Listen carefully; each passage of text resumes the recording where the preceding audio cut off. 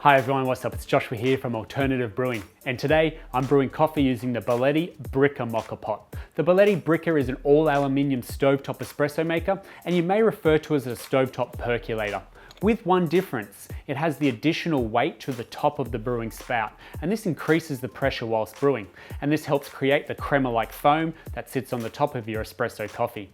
The Brikka Moka Pot is a great brewer for a strong coffee that's full of this crema. Now the Brikka Moka Pot is compatible with gas and electric stovetops, and they come in a 2-cup and a 4-cup size. We're going to be using the 4-cup today, so let's get brewing using the Bialetti Brikka Moka Pot. First, weigh out and grind your beans. I'm using the well home grinder, and I'll use the filter basket to measure out my beans. You'll never get it wrong this way, but in weighing your coffee out, the basket holds approximately 33 grams. You want to grind your coffee to a fine grind. Nothing as fine as espresso, but not too coarse either. Place the grounds in the basket, and I'll flatten the grinds down gently with the back of a spoon to create a nice smooth surface. Next, fill up the top chamber with water to just cover the water gauge you see here, and then decant this into the bottom water vessel. It's around 170 mils. It's best to use heated water to fill the vessel too, as this will speed up the whole brew time and produce a smoother coffee.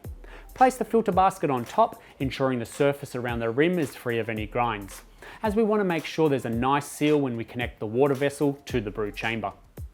After that, I'm going to place it on the stove, ideally on a medium heat, as this will allow the water to slowly percolate up through the bed of coffee. Now it will start off brewing slow, and it may even stall where there is no crema being created, but what you can do is use the spoon to gently engage the weight so it begins building pressure again.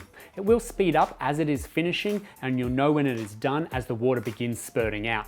Now it should take a total of 4 minutes to finish brewing, and you don't want to leave it on the stove for too long after that. So turn off your heat and pour your coffee straight into your cups. I enjoy my coffee straight black, but of course they are the perfect coffee to add some steamed milk for a delicious latte. In cleaning the unit, wait for it to all cool down, and you can certainly rinse it under some cold water to speed this process up. And once it is cool, unscrew the top, remove the filter basket and tap out those grinds. So long as everything is cold, I also find blowing on the end of the funnel gets these grinds out really easily. Rinse everything under water, and it is really important to keep everything completely dry if you want to avoid any oxidization of the aluminium or build-up of burnt coffee. And it's important also to store the top and the bottom separate to keep that seal fresher for longer. And that's the Bialetti Brikka Moka Pot for you.